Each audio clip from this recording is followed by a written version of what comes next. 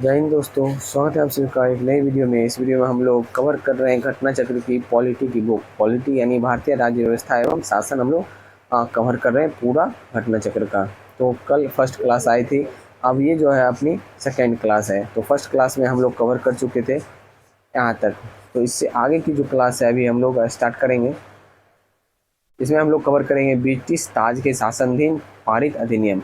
मैं first class में इसे कवर नहीं किया था क्योंकि वीडियो बहुत लंबी हो रही थी, इसकी वजह से मैंने कवर नहीं किया था। तो चलिए स्टार्ट करते हैं इससे।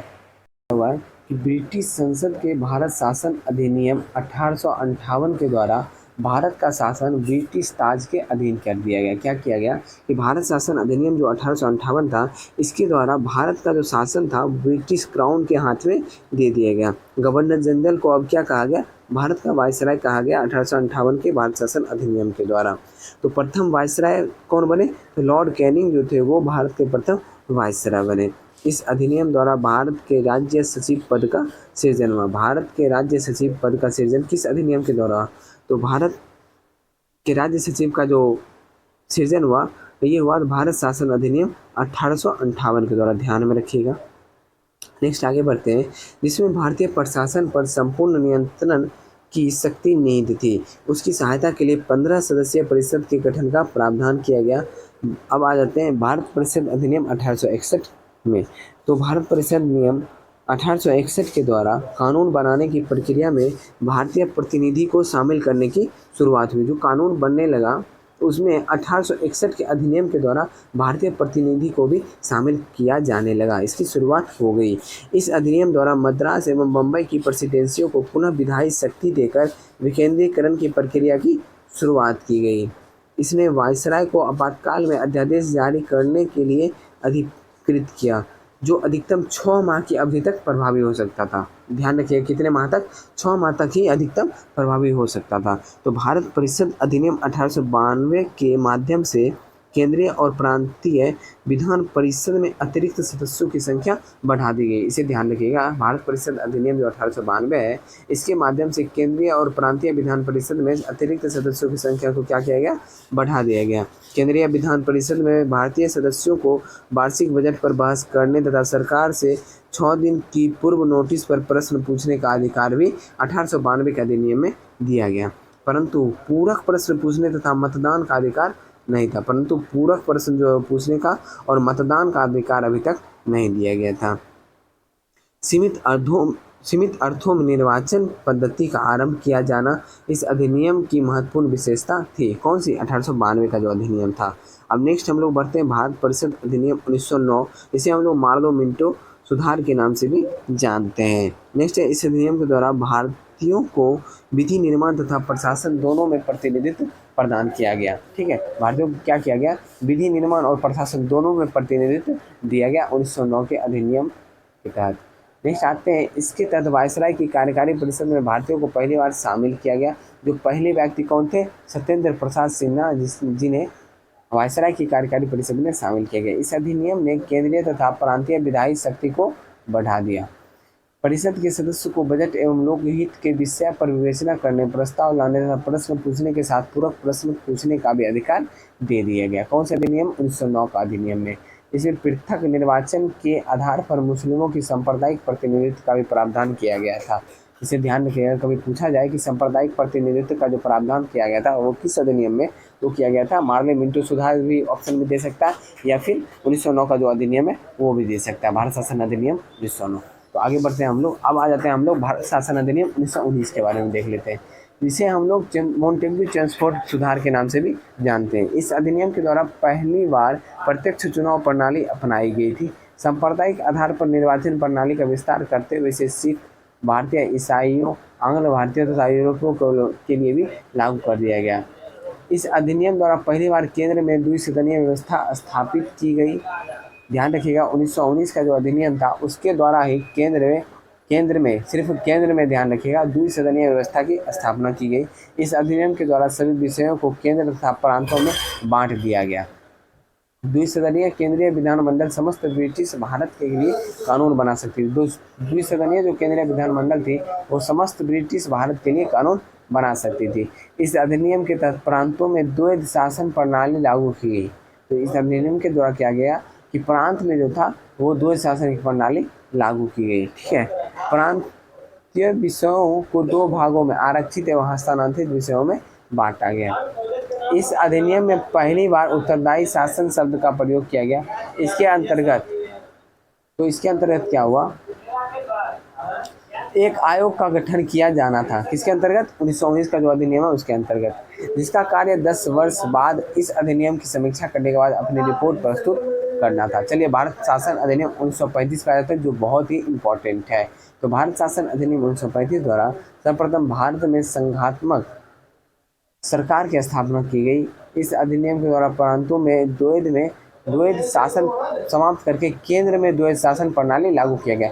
1919 में क्या किया गया था, तो प्रांत में द्वैध शासन प्रणाली लागू की गई थी, लेकिन इस बार क्या किया गया, यानी 1935 में प्रांत में समाप्त कर दिया गया और केंद्र में द्वैध शासन प्रणाली लागू कर दिया गया। तो भारत में मुद्रा एवं साख पर नियंत्रण के लिए भारतीय रिजर्व बैंक की स्थापना भी की गई। कब की गई थी इसकी स्थापना, आप मुझे कमेंट में बताइएगा। सांप्रदायिक निर्वाचन प्रणाली का विस्तार करते हुए दलित जातियों, महिलाओं और श्रमिक को इसमें सम्मिलित किया गया। इसी अधिनियम के तहत वर्ष 1937 में संघीय न्यायालय की स्थापना की गई। इस अधिनियम द्वारा बर्मा को ब्रिटिश भारत से अलग कर दिया गया। कौन से अधिनियम द्वारा, 1935 के अधिनियम द्वारा जो था बर्मा को ब्रिटिश भारत से अलग कर दिया गया तथा दो नए प्रांत सिंध एवं उड़ीसा का निर्माण हुआ। इसके तहत कुछ प्रांत में द्विसदनात्मक व्यवस्था की गई। भारतीय स्वतंत्रता अधिनियम 1947 ने 15 अगस्त 1947 को भारत को स्वतंत्र एवं संप्रभुत्व राष्ट्र घोषित किया। इसने वायसराय का पद समाप्त कर दोनों डोमिनियन राज्यों में गवर्नर जनरल का पद सृजित किया। इसके अंतर्गत ब्रिटिश शाही उपाधि से भारत का सम्राट शब्द का प्रयोग किया जाने लगा। ठीक है, तो अब आते हैं हम लोग प्रश्न पे। भारत परिषद अधिनियम 1861 के संबंध में निम्न में से कौन सा पढ़कर सही विकल्प चुने, कौन सा सही है ये बताना है। ठीक है, तो ऑप्शन पढ़ेंगे पता चल जाएगा। तो दोस्तों अब हम लोग बढ़ते हैं इसके क्वेश्चन की तरफ। क्वेश्चन नंबर 1 है, भारतीय परिषद अधिनियम 1861 के संबंध में निम्न कथनों को पढ़कर सही विकल्प चुने। इनमें से कौन सा सही है वो बताना है। ऑप्शन पढ़ लेते हैं। इस अधिनियम के फलस्वरूप गवर्नर जनरल की कार्यपालिका परिषद में कुल सदस्यों की संख्या 7 हो गई थी। ये गलत है।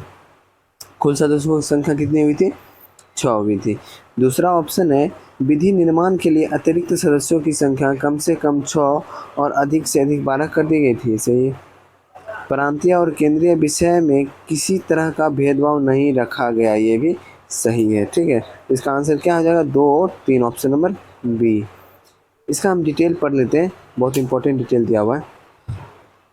भारतीय परिषद अधिनियम 1861 के द्वारा भारत के गवर्नर जनरल की कार्यकारी परिषद को पोर्टफोलियो प्रणाली पर कार्य करने वाली कैबिनेट में बदल दिया गया। ठीक है, जिसमें राजस्व, सैन्य, कानून, वित्त और गृह विभागों के प्रमुख के रूप में 5 सदस्य शामिल थे। लेकिन क्या हुआ कि 1874 ईस्वी में इसमें 6ठा सदस्य शामिल किया, जो था लोक निर्माण विभाग के हेतु। ठीक है, इस अधिनियम के द्वारा विधायी कार्य के लिए अतिरिक्त सदस्यों की संख्या न्यूनतम कितनी हो गई, 6, और अधिकतम कितनी कर दी गई, 12 कर दी गई थी, जिन्हें गवर्नर जनरल द्वारा 2 वर्ष की अवधि हेतु नामित किया जाता था। इन अतिरिक्त सदस्यों में से कम आधे गैर सरकारी होने थे। इस अधिनियम के तहत केंद्रीय और प्रांतीय विषयों के बीच कोई भेदभाव नहीं किया गया। चलिए क्वेश्चन नंबर 2 की तरफ बढ़ते हैं हम लोग। अब क्वेश्चन नंबर 2 है, भारतीय परिषद अधिनियम 1892 के संबंध में निम्नलिखित में से सही विकल्प को चुने, ऐसा बोला जा रहा है। ठीक है, 1892 का जो अधिनियम था, ऑप्शन है, इसे 20 जून 1892 को लागू किया गया। ये गलत है, इसे 20 जून 1892 को लागू नहीं, स्वीकृत किया गया था। ठीक है, कुल 24 सदस्यों में से गैर सरकारी सदस्य की संख्या 5 थी। ये भी गलत है, अभी हम लोग ने पढ़ा कि आधी होनी चाहिए थे गैर सरकारी सदस्य की संख्या। तीसरा है, सदस्यों को पूरक प्रश्न पूछने का अधिकार दिया गया था। ये भी गलत है, सदस्यों को पूरक प्रश्न पूछने का अधिकार 1909 के अधिवेशन में दिया गया, अधिनियम में दिया गया। ठीक है, ना कि 1892 में। तो इनमें से कोई नहीं, तो ऑप्शन में ही नहीं है। वैसे इसका आंसर भी स्टार लगा हुआ, तो ये पढ़ लेते हैं, पता चल जाएगा। भारतीय परिषद अधिनियम 1892 को ब्रिटिश संसद से पारित होने के बाद 20 जून 1892 को शाही स्वीकृति प्राप्त हुई तथा यह 3 फरवरी 1893 को लागू किया गया। इस प्रकार कथन एक सही नहीं है। इस अधिनियम के द्वारा गवर्नर जनरल की परिषद में विधायी कार्यों हेतु अतिरिक्त सदस्यों की संख्या बढ़ाकर न्यूनतम 10 तथा अधिकतम 16 कर दी गई थी। इन अतिरिक्त सदस्यों में से कम आधे गैर सरकारी होने चाहिए। कितने? कम से कम आधे। तत्संबंधी विनियमों के तहत इन अतिरिक्त सदस्यों में 6 सरकारी सदस्य और 10 गैर सरकारी सदस्य की व्यवस्था की गई। उल्लेखनीय है कि इन गैर सरकारी सदस्यों में से भारतीय और यूरोपियन दोनों, जो क्राउन की सैन्य या नागरिक सेवा में ना हो, शामिल थे। इस प्रकार कथन 2 सही नहीं है। ठीक है, अब तीसरा ऑप्शन का पढ़ लेते हैं। 1892 का अधिनियम के तहत सदस्यों को वार्षिक बजट पर बहस करने तथा सरकार से 6 दिन पूर्व नोटिस पर प्रश्न पूछने का अधिकार दिया गया था। 1892 में क्या किया गया कि अगर आपको कोई क्वेश्चन पूछना है तो 6 दिन पहले ही आपको नोटिस देना होगा। ठीक है, और परंतु पूरक प्रश्न पूछने का अधिकार नहीं दिया गया था। लेकिन 1909 का जो अधिनियम हुआ उसमें पूरक प्रश्न पूछने का भी अधिकार दिया गया। चलिए नेक्स्ट क्वेश्चन नंबर 3 की तरफ बढ़ते हैं। निम्नलिखित में से किस अधिनियम के अंतर्गत भारतीय विधान परिषद को बजट पर बहस करने की शक्ति प्रदान हुई? अभी देखिए, बहस करने की शक्ति तो प्रदान हो गई थी 1892 के अधिनियम में। किसमें? 1892 के अधिनियम में। लेकिन पूरक प्रश्न पूछने की शक्ति कब प्राप्त हुई? तो 1909 के अधिनियम में। ठीक है, नेक्स्ट क्वेश्चन की तरफ हम लोग बढ़ते हैं। ब्रिटिश भारत में सांप्रदायिक प्रतिनिधित्व की व्यवस्था निम्नलिखित में से किस अधिनियम द्वारा की गई? तो सांप्रदायिक प्रतिनिधित्व आपको पता होगा कि मुस्लिम के लिए और हिंदू के लिए अलग अलग निर्वाचन मंडल की जो स्थापना थी उसे ही सांप्रदायिक प्रतिनिधित्व कहते हैं। वो किया गया था मार्ले-मिंटो सुधार। इसका हम लोग डिटेल पढ़ लेते हैं, पता चल जाएगा। भारतीय परिषद अधिनियम 1909 मार्ले-मिंटो सुधार 1909 द्वारा ब्रिटिश भारत में सर्वप्रथम सांप्रदायिक प्रतिनिधित्व की व्यवस्था की गई, जिसके अंतर्गत मुसलमानों के लिए पृथक निर्वाचन मंडल का प्रावधान किया गया। समझ गए? मुसलमान के लिए पृथक निर्वाचन मंडल का प्रावधान किया गया। क्वेश्चन नंबर 5 है, 1909 का अधिनियम संबंधित था किससे? तो 1909 का अधिनियम अभी मैंने बताया पृथक मताधिकार क्षेत्र लागू करने से।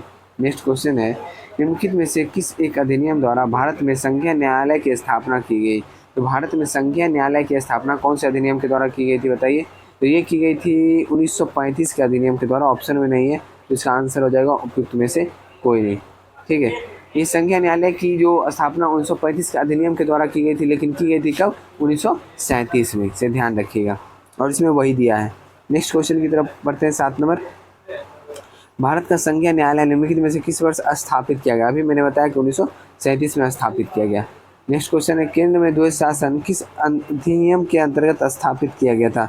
केंद्र में द्वैध शासन बता रहा है, तो ये भी 1935 के अधिनियम के अंतर्गत स्थापित किया गया था। लेकिन अगर प्रांत में आपसे पूछा जाए तो प्रांत में 1919 के अधिनियम के द्वारा स्थापित किया गया था। इसका डिटेल पढ़ लेंगे, पता चल जाएगा। ये ऑप्शन नंबर सी है, भारत सरकार अधिनियम 1935 इसका आंसर हो जाएगा। डिटेल पढ़ देते हैं। भारत सरकार अधिनियम 1935 के अंतर्गत केंद्र में द्वैध शासन, एक नए अखिल भारतीय संघ की स्थापना तथा प्रांत में द्वैध शासन व्यवस्था को समाप्त करने का प्रावधान किया गया। प्रांत में द्वैध शासन का उपधान 1919 के अधिनियम के द्वारा किया गया था। केंद्र में द्वैध शासन के तहत संघीय विषयों को 2 भागों में बांटा गया, आरक्षित और हस्तांतरित विषय। ठीक है, नेक्स्ट क्वेश्चन नंबर 9 है, निम्नलिखित में से किस अधिनियम में केंद्र में द्वैध शासन प्रणाली स्थापित किया? अभी मैंने बताया केंद्र में भारत शासन अधिनियम 1935 और प्रांत में भारत शासन अधिनियम 1919। प्रांत में पूछेगा तब। क्वेश्चन नंबर 10 है, 1919 के भारत शासन अधिनियम की निम्नलिखित में से कौन सी प्रमुख विशेषताएं हैं? कौन सी प्रमुख विशेषताएं? पढ़ लेते हैं। प्रांतों की प्रांत में मैंने अभी बताया, प्रांत में कार्यकारिणी सरकार की द्वैध शासन व्यवस्था की गई थी 1919। ठीक है, मुसलमान के लिए पृथक सांप्रदायिक निर्वाचन मंडल, ये कब किया गया था बताइए? ये किया गया था 1909 का, अभी मैंने बताया 1909 अधिनियम में। केंद्र द्वारा प्रांतों को विधायी शक्ति का हस्तांतरण, ये भी किया था 1919 में। तो ऑप्शन नंबर सी इसका आंसर हो जाएगा। चलिए नेक्स्ट आगे बढ़ते हैं अब हम लोग। क्वेश्चन नंबर 11 है, भारतीय इतिहास के संबंध में द्वैध शासन सिद्धांत किसे निर्दिष्ट करता है? तो ये निर्दिष्ट करता है प्रांतों में प्रत्यायोजित विषयों का 2 प्रवर्गों में विभाजन को। क्वेश्चन नंबर 12 है, भारत सरकार अधिनियम 1919 में प्रांतीय सरकार के कार्य आरक्षित, रिजर्व और अंतरित विषयों में बांटे गए थे। निम्नलिखित में से आरक्षित विषय मानेगा, आरक्षित विषय किसे माना गया था ये पूछा जा रहा है। आरक्षित विषय में आ जाएगा न्याय प्रशासन, भू राजस्व और पुलिस। ठीक है, 1, 3, 4 ऑप्शन नंबर सी। इसका डिटेल पढ़ लेते हैं थोड़ा सा हम लोग। भारत सरकार अधिनियम 1919 की एक प्रमुख विशेषता प्रांतों में द्वैध शासन की स्थापना की गई। इस प्रणाली के तहत प्रांतीय सरकार के कार्य को दो भागों में बांटा गया। कौन कौन से भाग थे? आरक्षित और हस्तांतरित। तो आरक्षित तथा अंतरित या हस्तांतरित में विभक्त किया गया। आरक्षित विषयों के अंतर्गत न्याय, प्रशासन, भू राजस्व, वित्त, पुलिस, सिंचाई आदि को रखा गया, जबकि हस्तांतरित में स्वशासन, शिक्षा, स्वास्थ्य, कृषि आदि को रखा गया। आरक्षित विषय प्रांतीय गवर्नर एवं उनकी कार्यकारी परिषद के तहत रखे गए, जबकि हस्तांतरित विषय का उत्तरदायित्व प्रांतीय विधायिका के लिए उत्तरदायी मंत्री को सौंपा गया। नेक्स्ट क्वेश्चन, निम्नलिखित में से किसने ब्रिटिश भारत में प्रांतीय स्वायत्तता शुरू की? कब किया गया है? तो भारत सरकार अधिनियम 1919 में। अभी मैंने बोला प्रांत में जो द्वैत शासन की स्थापना की गई थी, स्वायत्तता इसी को बोलते हैं, 1919 में। नेक्स्ट आगे बढ़ते हैं। भारतीय विधान पालिका प्रथम बार द्विसदनीय बनाई गई कब? ये प्रथम बार बनाई गई 1919 के भारत सरकार अधिनियम द्वारा। ठीक है, ऐसे पढ़ लेते हैं इसका डिटेल, कुछ इंपॉर्टेंट पॉइंट इसमें दिए हुए हैं। 1919 के भारत सरकार अधिनियम द्वारा केंद्र में द्विसदनीय विधान पालिका की स्थापना की गई। ऊपरी सदन को राज्य परिषद काउंसिल ऑफ स्टेट अवधि प्रथम बैठक से 5 वर्ष कहलाता था। ठीक है, तो इसकी अवधि कितनी रहती थी? प्रथम बैठक से 5 वर्ष तक इसकी अवधि रहती थी। और ऊपरी सदन को क्या बोलते थे? राज्य परिषद बोलते थे। तथा इस अधिनियम की धारा 18 के तहत इसके 60 सदस्यों में से अधिकतम 20 सदस्य सरकारी हो सकते थे। जो 60 सदस्य थे उनमें से अधिकतम कितने सरकारी हो सकते थे? 20, यानी, और बाकी जो 40 थे वो 40 या 40 से ज़्यादा गैर सरकारी हो सकते थे। निचले सदन को क्या बोलते थे? केंद्रीय विधानसभा, और ऊपरी सदन को राज्य परिषद। ध्यान रखिएगा, इसकी निचले सदन की अवधि कितनी थी? 3 वर्ष थी। तथा भारत सरकार अधिनियम 1919 की धारा 19 के अंतर्गत 140 सदस्यों का प्रावधान था, जिसमें 100 निर्वाचित तथा 40 मनोनीत, जिसमें से अधिकतम 26 सरकारी होने थे।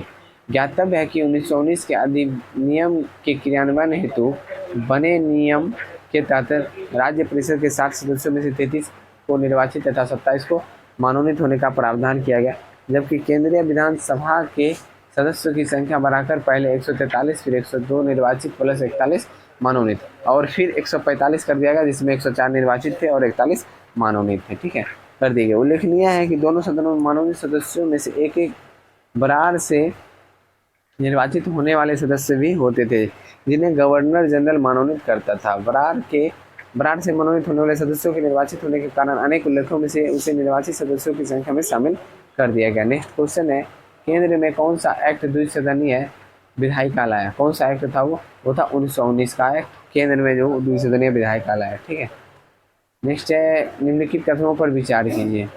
1919 के मोंटेग्यू चेम्सफोर्ड सुधार में से 21 वर्ष की आयु की सभी महिलाओं के लिए मताधिकार की संतुष्टि की गई थी। नहीं, ये गलत है। ठीक है, नेक्स्ट चलते हैं। 1935 के गवर्नमेंट ऑफ इंडिया एक्ट में विधानमंडल में महिलाओं के लिए आरक्षित स्थानों का प्रावधान किया गया था। ये सही है, क्वेश्चन ऑप्शन नंबर बी सही है, इसका आंसर हो जाएगा बी। नेक्स्ट चलते हैं आगे हम लोग। क्वेश्चन नंबर 17 है, भारतीय सिविल सेवा के संदर्भ में निम्नलिखित कथनों में से कौन सा कथन सही है? तो इसे पढ़ लेते हैं, फिर पता चल जाएगा। ऑप्शन पढ़ेंगे पता चल जाएगा। तो पहला ऑप्शन है, भारत सरकार अधिनियम 1919 में भारतीय सिविल सेवा की एक अलग परीक्षा का प्रावधान किया गया जो भारत में होनी थी। तो ये जो है सही है। दूसरा है, भारतीय सिविल सेवा में 1941 में भारतीयों का प्रतिशत यूरोपवासियों से अधिक था। ये भी सही है। तो इसका आंसर 1 और 2 दोनों हो जाएगा, option number C.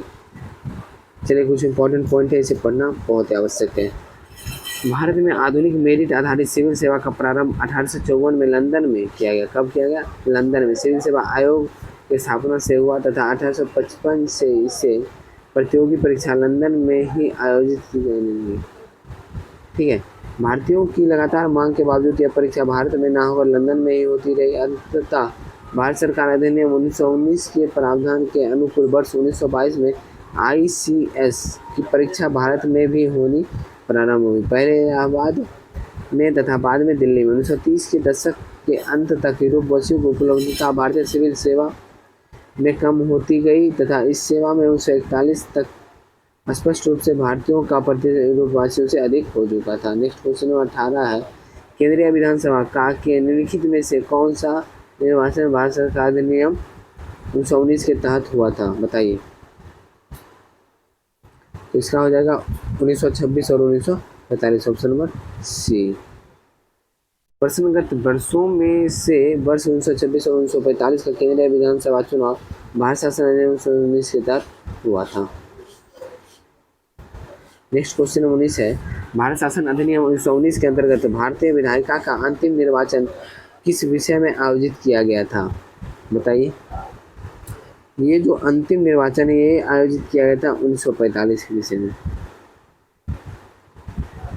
Next question है, राष्ट्रपति के अध्यादेश निर्गत करने की शक्ति प्रेरित है, तो ये प्रेरित है भारत सरकार अधिनियम 1935 के द्वारा। इसमें इंपॉर्टेंट पॉइंट है, देख लेते हैं। यद्यपि ब्रिटिश भारत में गवर्नर जनरल को 1861 के भारत परिषद अधिनियम से ही विधान परिषद की अनुमति के बिना अध्यादेश जारी करने की शक्ति प्राप्त थी, तथापि भारतीय संविधान में राष्ट्रपति के अध्यादेश निर्गत करने की शक्ति अनुच्छेद 127 भारत सरकार अधिनियम 1935 की धारा 42-43 से प्रेरित है। क्वेश्चन नंबर 21 की तरफ बढ़ते हैं हम लोग। निम्नलिखित में से किस अधिनियम द्वारा संवैधानिक निरंकुशता का सिद्धांत प्रवृत्त किया गया? संवैधानिक निरंकुशता का सिद्धांत जो है किसमें प्रवृत्त किया गया? बताइए। ये प्रवृत्त किया 1935 का भारत सरकार अधिनियम। ठीक है। नेक्स्ट क्वेश्चन है, भारत के संविधान के नेक्स्ट क्वेश्चन है क्वेश्चन नंबर 22, भारत के संविधान में केंद्र और राज्यों के बीच किया गया शक्तियों का विभाजन इनमें से किसमें उल्लेखित योजना पर आधारित है? केंद्र और राज्यों में शक्ति का विभाजन, बताइए। ये किसमें? ये है भारत सरकार अधिनियम 1935 में। ठीक है। नेक्स्ट क्वेश्चन नंबर 23 की तरफ बढ़ते हैं। इनमें से कौन एक भारत सरकार अधिनियम 1935 की मुख्य विशेषताओं में से नहीं है? तो अवशिष्ट विषय प्रांतीय विधायिका को आवंटित किए गए थे, ये जो नहीं है। नेक्स्ट क्वेश्चन नंबर 24, एक संघीय व्यवस्था और केंद्र में द्वैध शासन लागू किया गया था कब? केंद्र में द्वैध शासन, ये भी ध्यान रखिएगा, और भारत में लागू किया गया था कब? तो ये लागू किया था 1935 के अधिनियम द्वारा। क्वेश्चन नंबर 25, अखिल भारतीय महासंघ की स्थापना करने का प्रावधान शामिल किया गया था किसमें? तो भारत सरकार अधिनियम 1935 में।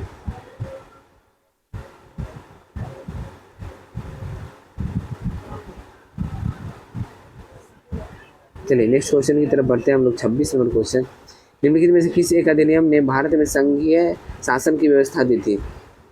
तो ये है भारत सरकार अधिनियम 1935। क्वेश्चन नंबर 27, 1937 के अधिनियम द्वारा स्थापित संघ में अवशेष शक्ति किसको दी गई थी? तो अवशेष शक्ति जो किसको दी गई थी? ये दी गई थी गवर्नर जनरल को। ठीक है। क्वेश्चन नंबर 28, भारत शासन अधिनियम 1935, 28 आएगा। भारत शासन अधिनियम 1935 के तहत प्रस्तावित संघीय प्रणाली थी कौन सी? तो ये थी भारत संघ। ठीक है। नेक्स्ट क्वेश्चन नंबर 29 है, निम्नांकित में से कौन सा एक भारत शासन अधिनियम 1935 में स्वीकार किया हुआ महत्वपूर्ण और अस्थायी अवयव नहीं है? तो ये जो है देश के लिए लिखित संविधान। चलिए नेक्स्ट क्वेश्चन नंबर 30 की तरफ बढ़ते हैं हम लोग। 1935 का गवर्नमेंट ऑफ इंडिया एक्ट क्यों महत्वपूर्ण है? 1935 का जो गवर्नमेंट एक्ट इंडिया एक्ट जो है वो क्यों महत्वपूर्ण है? यह भारतीय संविधान का प्रमुख स्रोत है, इसलिए यह बहुत ही महत्वपूर्ण है। क्वेश्चन नंबर 31 है, निम्नलिखित अधिनियम में से किस अधिनियम के फलस्वरूप बर्मा भारत से अलग हुआ था? तो ये अलग हुआ था गवर्नमेंट ऑफ इंडिया एक्ट 1935 के द्वारा। ठीक है। तो आज का सेट यही समाप्त हो गया, यानी आज का जो चैप्टर था अपना लोग का वो यहीं पे समाप्त होगा। अब नेक्स्ट डे हम लोग पढ़ेंगे संविधान सभा एवं संविधान निर्माण प्रक्रिया। तो वीडियो अच्छा लगा हो तो वीडियो को लाइक कर दीजिए, चैनल पे नए आए हैं चैनल को सब्सक्राइब कर लीजिए। अगर आपको ये PDF चाहिए तो आप मेरे टेलीग्राम ग्रुप से जुड़ जाइए। और अपनी एक और क्लास चल रही है, आप लोग को पता ही होगी कि वीडियो जो है 3 बजे के अप्रॉक्स में आएगी या फिर 5 बजे के अप्रॉक्स शाम में आएगी। ठीक है।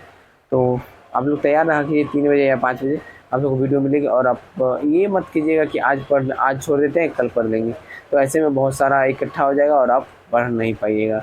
इसलिए जितनी भी कंटेंट दी जाए जिस दिन दी जाए उसी दिन कवर कर लेना चाहिए। ठीक है। तो मिलते हैं अगली वीडियो में। जय हिंद।